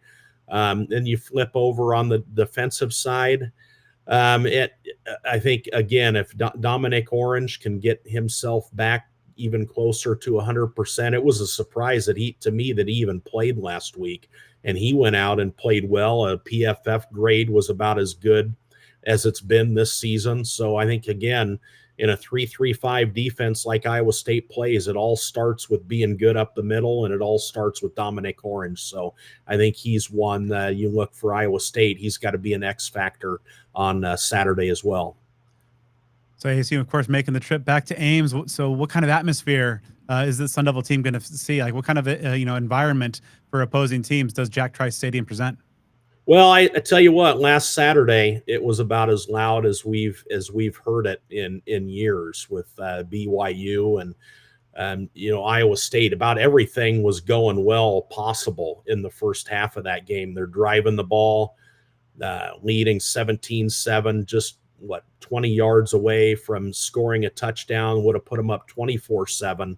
And I think while they're doing that, and then defensively on the other side of the field, BYU was in the area of the field where the student section is. And I think that's about as loud as I've heard that stadium in years. And that's with a team that had lost 2 games in a row on the road, and they went out and had a bye week and hadn't experienced success in over a month. And yet Jack Trice Stadium is loud as you've heard it in several years. So I think it's a credit to the fans, the student body. So I think this team, the fans that at Central Iowa, they're still very much behind this team, and I think it's going to be a huge environment, and a lot of fans too. I don't know if you were down at the conference title game last December, but this fan base traveled well to that game from Iowa. So, and they saw how that game panned out. And so, I mean, they definitely, I think, have an extra incentive to show up and be loud this weekend. Overall, even coming off the 3 straight losses and perhaps, not being in the mix for a return trip to Arlington, how important is this game on Saturday against Arizona State to kind of just the trajectory of Iowa State's season and perhaps the near-term future? Well, I think it always this coaching staff, as does many of them, it's always the next one up or the next game up mentality. And for Iowa State, that's Arizona State. And you look, their backs are against the wall once again. They get an opportunity here to host Arizona State in a rematch of that conference championship game last year. So I think a lot of incentive, and Campbell will say too that this time of the year that the players are not listening to the coaches anymore. It's got to come from like the veteran leadership more so than the coaches. I mean, win or lose this time of the year, November 1st, it's about the player leadership. Now, a lot of those guys are hurt, especially on the defensive side of the ball. They've had to have kind of some new groups of leaders step up. But I think that's where it's got to start, with that group of guys and getting this thing turned around, and the precision, the detail, whatever, what you make of that. They need to play a lot cleaner football, I think, on Saturday. And you look long term, Iowa State won't look beyond Arizona State, but us in the media, the trip to TCU next weekend, that's the only time of the next what 4 games for Iowa State where they're not favored now. So they're favored 3 out of the next 4, and I think there's an excellent chance for them to kind of salvage things and get things going in the right direction here as they look to finish strong here in the month of November. It's already been a very, very crazy coaching, hiring, and firing cycle. And of course, Matt Campbell, one of the best coaches in the country, his name always seems to be in the mix somewhere. Is there any concern that, given the success that he's been able to put together year after year at Ames, that he might be on his way out or to someplace else after the season?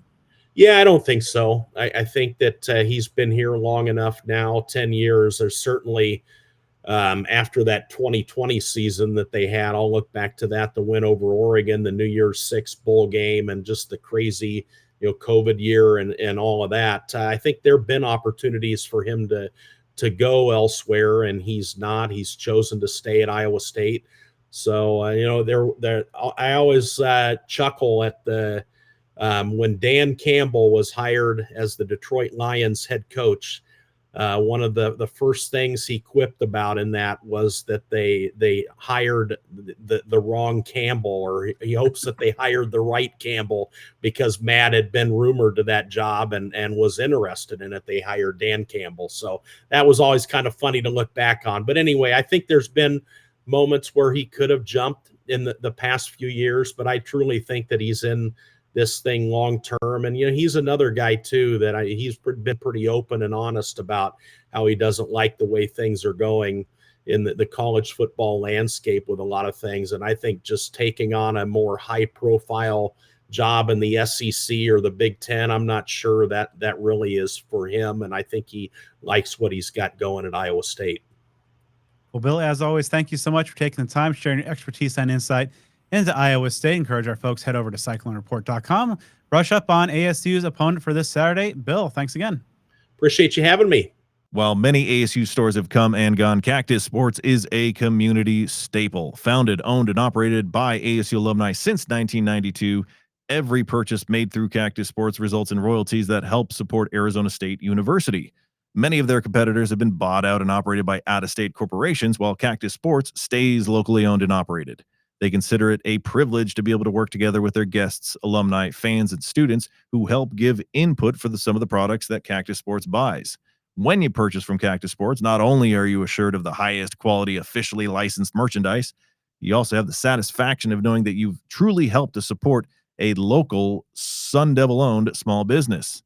Cactus Sports is located at 514 South Mill Avenue in Tempe. They're open 10 a.m. to 8 p.m. Monday through Saturday, and Sundays from 10 to 6. You can view their full inventory and shop online at cactussports.com. You can get free domestic ground shipping for orders of $75 or more. Be sure to also follow Cactus Sports on Twitter, Instagram, and TikTok at Cactus Sports AZ, and on Facebook at facebook.com/Cactus Sports AZ. Locally owned and ASU alumni operated since 1992. Shop at Cactus Sports and think local, buy local, be local. Well, then, all right, Brad, let's jump right into it here. Talking about ASU and the Cyclones.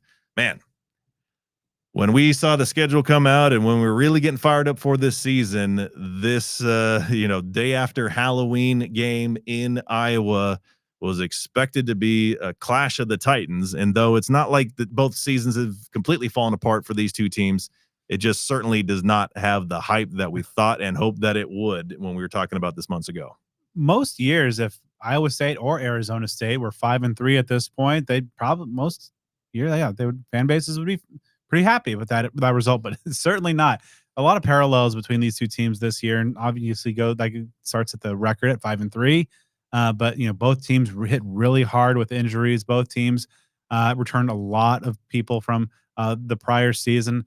Both teams have the weird, knack to just kind of go long stretches of lackluster play that ultimately has kind of let each of them have their paths to Arlington narrow to the almost impossible point. Yeah, I mean, obviously ASU fans saw this Iowa State team last year in Arlington, Texas, in the Big 12 championship game. In that game, that of course ASU ran away with behind Ken Scadaboo and others.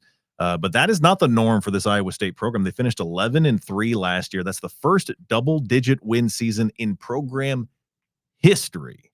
So think about that. Maybe that's a good little perspective for Sun Devil fans about how, there's been, concerns over the years of ASU underachieving. At least they've had a handful of double-digit win seasons just in our lifetimes and our time as fans. Had never happened before for Iowa State. They finished number 15 in the final AP poll. That's the second highest final ranking for the team in program history.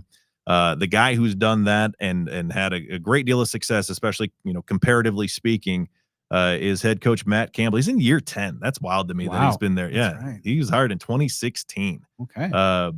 Yeah, he's 69-54 overall with the Cyclones. He's got 7 bowl appearances, and he has both of the top 2 final AP poll rankings in program history. Obviously, I mentioned that one last year was the second best. The best they've ever had was when they finished 9-3 in the country during that, 9-3 and 9th in the country during that COVID-shortened 2020 season with Brock Purdy. Did they win the Fiesta Bowl, I believe? Oregon, right? Yeah, exactly, that one. So 2025 has been a year of streaks for Iowa State. Unfortunately, they're right on the heels of a very bad streak. Well, I guess unfortunately for them, but possibly fortunately for the Sun Devils. So Iowa State opened 5-0. They began with that win over Kansas State in Ireland. Then wins over South Dakota, Iowa, and Arkansas State. Got into a perfect 3-0 finish in non-conference play. And then they beat Arizona. So they began 5-0 overall and 2-0 in Big 12 play, looking every bit of a team that was going to make a run to stay on the top of things for the Big 12 title. Yeah, their season so far is not beating the charges of the Dublin curse. That the teams go over there and then it suffers some weird season, win or lose. Obviously, we saw what happened to Florida State last year, but this is a team that had a lot of expectations and so many, a lot of familiar faces. You have a third-year starting quarterback, and you have a lot going for this team, and obviously one of the best coaches in the conference. But it just to see them go almost a full calendar month without a win is pretty shocking. Yeah, the month of October has been a little spooky for the Cyclones.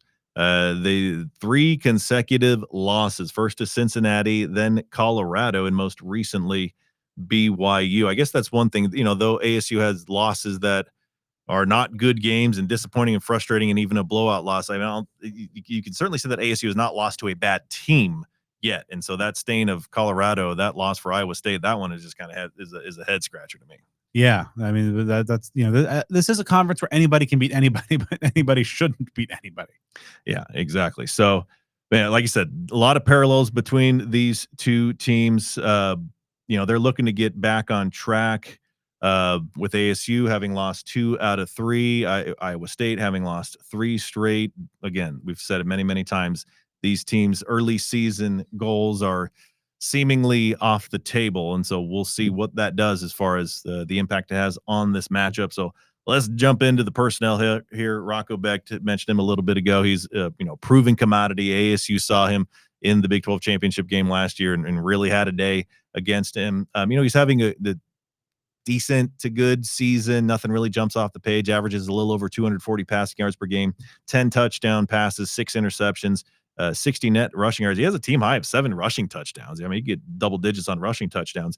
Now then, just like the team, he's entering this game on quite a bit of a slump. 4 of his 6 interceptions have come in the last 2 games, including 3 picks last week against BYU. So this is someone who certainly can get it done. But he's also experiencing life without a pair of 1,000-yard receivers that are now in the NFL. Yeah, both playing for the Texans. And I think like his season so far, he's a third-year starting quarterback, has that veteran experience, but he's been kind of mid, and that kind of just embodies the whole of this Iowa State offense, just kind of being mid. They're 46th in yards per play, 66th in yards a carry. They have some explosive ability. It's a little bit tougher without those 1,000-yard receivers. Kind of 59th third down. They're bad in the red zone. I did find this out. So better than ASU though. They're 119th in scoring rate and 90th in touchdown, which is better than ASU. But that I think speaks more to ASU's issues. But yeah, I think going back to Beck, it's just he's a guy that I think can make some big plays. Has found some comfort with his tight ends that we'll touch on in a minute. But yeah, well, I think he's also a guy that, as we saw it last December and the last couple of weeks, if you yeah, can be prone to some mistakes, and he's not going to have Shamari Simmons bearing down on him this year. There you go, right. And on the ground, some familiar faces. They have a 1-2 punch. I believe that they had, in the past, Carson Hansen, who saw a lot of in the Big 12 championship game. He's got 500 yards, 4 touchdowns, also has 13 catches on the year. Abu Sama leads the team with 544 rushing yards with 4 touchdowns. So the two of them kind of used in similar ways as far as the reps and things like that. So it's a solid 1-2 punch they've got there. Now, as far as the pass catchers, again, similar thing that we've said in weeks of the past is they've got a lot of guys that they spread the ball out to. 5 players with at least 240 receiving yards, 2 tight ends, as you alluded to earlier. They have at least 22 receptions each. So Brett Eskidson, he has 21 catches, 409 yards, 3 touchdowns at the wide receiver position. Tight end Benjamin Brahmer, he's 6'7", if I'm not mistaken, 29 catches, 317 yards, 3 touchdowns. Chase Solo is a pretty highly sought after transfer. I believe ASU was in the mix for him at wide receiver. He's got 15 catches for 270 yards with a touchdown. I think they were really looking at him as being the guy that could be like that next 1,000-yard receiver. So those numbers probably fall short of what was expected out of him. Tight end Greg Burkle, he has 22 catches for 255 yards and a score. Another name is Xavier Townsend. I believe came over from UCF, if I'm not mistaken. 18 catches for 243 yards. So again, no one that's really trending toward that 1,000-yard level, but they do have several players who can catch the ball. Yeah, the Brahmer and Burkle combo has really been Beck's kind of go-to duo now that Higgins and Knoll are in the NFL, and those are big guys. And you saw ASU really struggle last weekend to cover and defend a good tight end, a tight end that was Wegman's best friend, and you knew where the ball was going, and yet they still found a way to get him the ball. And so I do have some concern there in terms of what adjustments ASU's defense will make to really kind of clamp down on those two guys. Beck's first 2 reads are going to be that pair of tight ends, and this is an offense that likes to run a lot of personnel, a lot of like 12, 13 personnel. And while you have like a guy like Skilton who can stretch a field a little bit, it's those tight ends that are going to be the heart and soul of this passing game. So I'm really kind of curious to see what adjustments ASU's defense is going to be able to make to limit that damage. Yeah, if you look across at the offensive personnel, you see players that are good, maybe not necessarily great, ones that are experienced, but they have like a lot of guys that can do it. And I mean that in a complimentary way. You have a couple of running backs that are, averaging 60-ish yards a game, give or take 60, 70 yards per game. But you've got 2 of them that are doing that. So it's a good combination. You've got wide receivers, the best among them is probably averaging about 50 receiving yards a game. So you're probably not going to get, for the season, anyone that's much over like 700 yards individually. But they have several guys that you can work with. So sometimes that can be, more dangerous than the opposite. And we've seen that with ASU and Jordan Tyson. You got this elite receiver that can catch 10 plus passes a game and get 120 yards per game. But if you can't do much outside of that, then sometimes it's better to have a variety of options that are, good to above average than just one option that's elite. So we will see how that impacts things. Again, I am quite concerned about how ASU is going to defend the tight end. We saw that just be such an issue last week. And they've got a couple real good ones. I mean, not necessarily either individually at the level of Tanner Kojal, but 2 players that can do it in their own right. So moving over to the defensive side of things, this is a team that lost a lot on defense last year. Entering that Big 12 championship game, I believe they had the top pass defense in the country. Now then ASU just ran the ball over them and actually threw it too. They just really, really took him to the woodshed. As far as personnel is concerned, defensive back Marcus Neal leads the team with 54 tackles, 6 tackles for loss. Linebacker Caleb Bacon ranks 2nd on the team in both those categories. A couple players tie for the team lead with 2 sacks. This 3-game losing streak, they've been allowing over 34 points per game across those 3 ball games. So, again, you look across the defense, there are really no statistics that jump out at you, no individual performances that jump out at you, some decent players, but nothing really that scares you. However, you don't need a really scary defense if ASU's offense is going to be tremendously limited due to health issues. Yeah, Jeff Sims is going to be looking to go on and attack this defense. He typically run out of a 3-3-5 base, but they'll bring a lot of pressures. They'll just kind of adjust the fronts, go multiple, as most teams do these days, and kind of give you different looks. And then there's a lot of pressures, and blitzing that they will do with their defensive backs. And and while it is a beat up secondary, still some talent on this defense as well. But yeah, kind of just look at the offense, kind of mid. 77th in the country yards per play, 86th in yards per carry. They're really poor with the pass rush, just 10 sacks overall, 117th in the country, not making a whole lot of plays and tackle, behind the line of scrimmage either, with just 87th in that department. But yeah, this is when you have that question though, you're not facing Sam Levitt again, who carved the Cyclone defense up a year ago. You're not having Cam Scattaboo again come through that door, and they're going to be playing in front of their home fans there and making some noise to kind of mess with ASU's offense. So I do like Dominic Orange, the nose tackle there. He's been a really good player. He battled some health issues in recent weeks, but he can be a handful, especially as ASU is trying to still figure life out at center post Ben Coleman. So we've just talked in the last segment about just the questions about ASU's offensive line, and while this is certainly not a defense that is going to be of the caliber and bring the fear factor like a Texas Tech, this is still a unit that with a new quarterback could cause some issues. Now, before we jump into our keys for the game and our scoreboard predictions, folks, if you're a Sun Devil fan, you got to be a subscriber to devilsdigest.com. That is a requirement for anybody who is proud of the maroon and gold. And if you get that subscription, devilsdigest.com, that gets you access to Devil's Digest, to the Devil's Huddle message board, where a great deal of news and discussion are shared. You also get access to premium content across the Rivals and On3 networks. So that gives you information about college sports, gives you information about recruiting. You can find just about anything you're looking for there. No shortage of information. You can be busy all day long for days on end, learning all about the Sun Devils or college sports recruiting, whatever it is that you want to learn about. Obviously, with ASU specifically, basketball season is coming up in just about a week or two. There can be a lot of content on Devil's Digest about them. So that's always a great time to become a subscriber to devilsdigest.com. So check that out for yourself. Maybe give it to a loved one. If you already got a membership, you got another Sun Devil fan in your life. This season of giving is rapidly approaching. So why don't you hook them up? That can all be done at devilsdigest.com. So jumping into my first one is that Jeff Sims needs to make plays. I know that especially last year in the Cincinnati game, it was just like, don't turn the ball over. Don't screw things up. Give the ball to Scattaboo and find the open receivers, and maybe that can get it done. And we've said it many times in that particular game, it was like he didn't lose it, but he didn't win the game. I'm not outright saying that Jeff Sims needs to win the game, be the game winning factor for Arizona State. But I think we need to see just more playmaking for ASU to have a shot in this game. We've been doing the show for 15 years, so we sometimes get in this weird, like, we don't compare notes, but our notes are ultimately the same, because that's my first key.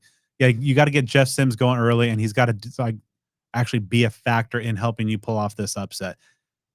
I don't know if this is a hot take, but I think Jeff Sims is an okay quarterback. I think he has a decent skill set. He has that veteran presence, which I do think has value. Now, granted, he's a backup quarterback for a reason. I mean, he's not the top option here, but I think he's an okay number two. I think he has the ability to do more. He can tap into that. You saw him lead a touchdown drive late against Houston, and I think that he has the ability to be a factor in the passing game. The weather is going to be cold, but it looks like they're going to be avoiding any kind of adverse conditions. And I think that if this offensive staff can kind of scheme him into some comfort with some easy stuff early, get into the flow, get into a rhythm, and with some of these receivers that may or may not include Jordan Tyson, get the backs and tight ends involved in that as well. Get some, take some, maybe steal some stuff from Houston in the QB run game, that QB power. Jeff Sims is a powerful runner. Hold on to the ball a little bit better. It would be some good advice, but make him just play to his strengths. He's not going to be Sam Levitt, but he's Jeff Sims. Play to those Jeff Sims strengths, which there are some, and I think that they can help ASU on Saturday afternoon. And for me, it is imperative. If ASU has any desire to win this game coming up on Saturday, you have to have a fast start. I mean, we saw this past week against Houston.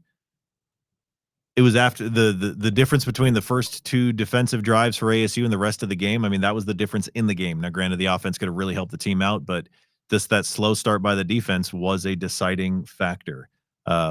With everything that is going on and being on the road and being limited due to injuries, I mean, there is such a list that you could go through that has multiple items on it that leads you to the statement of you cannot afford to start slow in this game. I mean, that will put you so far behind that it's going to be insurmountable. And we've seen it. We've seen, slow starts to games, slow starts to halves. We've seen fourth quarter lulls. We've seen a variety of things. This doesn't necessarily smell like the game that you're going to get the most complete game out of ASU of this season. But again, to have any chance of winning this game, you cannot have to play from behind, because all due respect to Jeff Sims, it's just a different athlete than a Sam Levitt, and I just don't know about the prospect of getting down early and putting it on his shoulders to bring the team back. Yeah, you don't want him having to throw the ball, 35, 40 times. My key number 2, contain the tight ends. The Iowa State passing game has some receivers. I don't want to disrespect them, and that can obviously some very talented guys that can make some big plays. But first and foremost, I think it's all about those tight ends. I think Keith Abney and company can kind of maybe keep things in check and in line on the outsides. But I have some, after what we saw last week with Tanner Kogel, some questions about ASU's ability to defend the tight end. And now you're facing 2 good tight ends and not just one guy. So that, I think that just doubles the challenge there. So very curious to see what kind of game plan Brian Ward is able to bring into this game. And we kind of on the point that we talked about, we've kind of some tale of 2 halves type of games and having some struggles early before making those halftime adjustments. I don't know that ASU, with given the situation on offense, is going to be able to rely on those halftime adjustments. So I'd like to see in that first half and exactly how this defense plans to shut down the tight end duo for Iowa State. Final key for me, and this is much, much more easily said than done, and it's to clean up the issues that have been plaguing you all season long. Now, I'll, again, say that these are the keys, what will need to be the case for ASU to be victorious in this game, not necessarily predictions of things that will happen. But as we've seen, I just don't see ASU winning this game if you continue to have the special teams miscues that you've had, and not just missing field goals, not just having shanked punts, but the penalties and things like that. You have to be able to execute more smoothly offensively, especially in the red zone. You can't have the lulls defensively, even if they only last for a couple drives. We saw how catastrophic that can be. I'm not necessarily saying you have to play a perfect game up there. That's not what I would say is required for ASU to win this game, but you cannot be harmed by the things that have been harming you all year. Otherwise, that is almost essentially going to guarantee a defeat. My third and final key is just, with the situation on offense, control time of possession. ASU actually did a sneaky good job of that at Utah. Now, granted, that was about the only thing they did well, but they were able to put together some lengthy drives. They didn't, of course, the red zone issues and everything else prevented them from actually cashing them in and making them worth a damn. But I think ASU is gonna have to kind of follow a similar script in terms of just what they were able to do with Jeff Sims leading that offense, picking up those third downs, getting good first downs and productive first downs, so you're not facing second and third and long situations. But not necessarily, because sometimes we'll throw this key out of you're facing an explosive offense. You want to keep Texas Tech off the field, for example. But I don't necessarily think that that's the case with Iowa State. But I think given the kind of the situation that you're facing, injury wise, personnel wise, going to be at a hostile atmosphere on the road. It's going to be cold. Keep that ball as long as you can. Put together those 10, 12, 13, 14 play drives, bleed that clock, and ultimately, some way, somehow, find a way to cash it in. So let's see how this one shakes out. Obviously, these teams are both struggling. These teams that we've said time and time again this episode, they're basically at the point where you pretty much can eliminate those preseason expectations, at least in their most lofty form. For ASU, it's been such an up and down situation over the last 4 games. Just these euphoria of the comeback win over TCU, dominant effort against Texas Tech, but getting blown out by Utah, and just a definitively aggravating game against Houston. So you still don't really know what the true essence of this team is. For Iowa State, you kind of wonder where they are. Is it something where it's been a slower bleed, and are they accepting reality, or are they just getting lower and lower week after week? This is a game that I think what it comes down to, honestly, for me, is the the home team, and the fact that it's not ASU. Now, obviously, ASU's home winning streak ended last week, but if this upcoming game were in Tempe, I think I would have a pretty significantly different outlook on it than it being on the road. So we don't know what you're going to have as far as Jordan Tyson's availability. We just haven't seen Jeff Sims in a role where, he's really taken command of the offense and given a great deal of confidence that he can lead an offensive victory across a full football game. And if you're out your top receiver, even though other receivers have stepped up of late, and tight ends for that matter, you still have a guy who's going to be making a ton of money in the NFL next year out of the lineup, and that's never a good thing.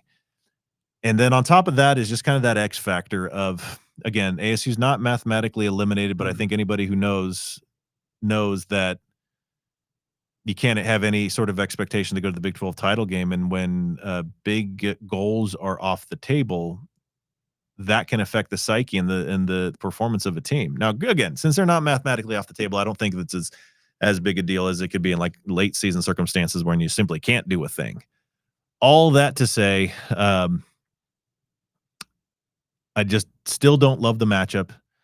Still think that this is an ASU team that might be rattled from last week. And so ultimately, I see the offense not being able to keep up, and you'll see some. Jeff Sims hasn't really been turning the ball over too much, even though that was a knock on him before, but that could be a thing that rears its head. Ultimately, I see Iowa State winning this one 27-17. I think that ASU's defense is going to kind of rally a little bit. I think they're a good unit, as we talked about throughout the course of the season. Utah results excluded, of course. To see what happened last week in terms of just quarterback run game, the tight end really kind of attacking them and having the success time and time again. I think that ASU is going to be able to rebound because it's such a weird thing that just kind of the roller coaster of these last few weeks, but overall, we've seen from the start of last season through here that this is a team that can respond well to adversity, and they've got a whole lot of adversity to respond to this week, coming off of that loss with the injuries, on the road, playing a quality opponent. I think that this is a game, though, that the ASU's that the Sun Devil defense is going to be able to keep the Devils in it, and I think this is going to be a game that's competitive all the way through. I don't think either team is really going to be putting up a ton of yards or having, dominance on either side of the ball. I just think right now that ASU is just a little too shorthanded to get it done. Excuse me, to get things done on the road. I think that we'll see a nice rebound game from Jesus Gomez as he kicks 4 field goals. But ASU's offense, I think, is just going to be kind of too limited without Sam Levitt, potentially without Jordan Tyson. So ultimately, I think Iowa State, just, as you said, I think that there's a value of being at home. And I think the Cyclones pull off a 24-19 win. Now, before we wrap things up here, now, typically, ASU's home field advantage is undeniable. And if you're in the market for a new home or want to use the equity in your current home to your advantage, like the Devils typically do when they're playing in Tempe, there's a name you can trust and likely a name you already know to help you out. More Lending, that's MOR Lending, is as ASU as it gets. Why? Because their national director of builder services is none other than one half of the Tailgate Tag Team Champions of the world, everyone's great friend PJ Saturno of the legendary Crafty Devils Group.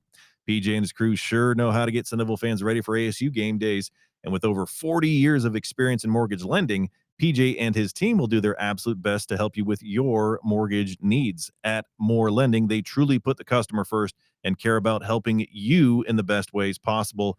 And they can operate in several states, including Arizona, California, Texas, and more, and help you out whether your needs are on the residential side or more on the commercial side of things. More Lending can help with a variety of needs, purchases and refinances. They've got your back. Also, be sure to ask about options for those who are self-employed or looking into investment properties. They're located in Sun Devil territory in Scottsdale, and you can find out more information about More Lending at their website, morelending.com. Again, that's morlending.com, and you can reach out to see how they can help you. Email pj@morelending.com or give them a call at 480-329-0983. Again, that email is pj@morelending.com. morlending.com. More Lending, a new kind of mortgage company with tailored lending solutions to meet your needs. PJ Saturno, NMLS number 257912. More Lending LLC branch, NMLS number 2732146. All right, and that's going to do it for this episode of Speak of the Devils. I'd like to thank our guests, Zechariah Sample, Cam Dyer, and Bill Seals of CycloneReport.com. As we mentioned off the top, this week's game is going to kick off bright and early, 10 a.m. Arizona time, so optimum opportunity to go get a breakfast burrito from our friends at Burrito Express. TV will be on TNT. Also, be sure to follow us on the social media side of things. You can follow us on Twitter at SOTD Podcast, on Instagram at Speak of the Devils. Follow on Facebook, subscribe on YouTube, and give me a thing. Follow on all things social at BDen829. And you can give me a thing at Joe Healy 42. And also be sure to drop us a 5-star review on the podcast platform of your choice. Joe and I will be back, I guess, this Friday with an episode of the Untimed Down, but also we'll be back next week as we review what happened in Ames and kind of catch our breath as ASU heads into their second bye week.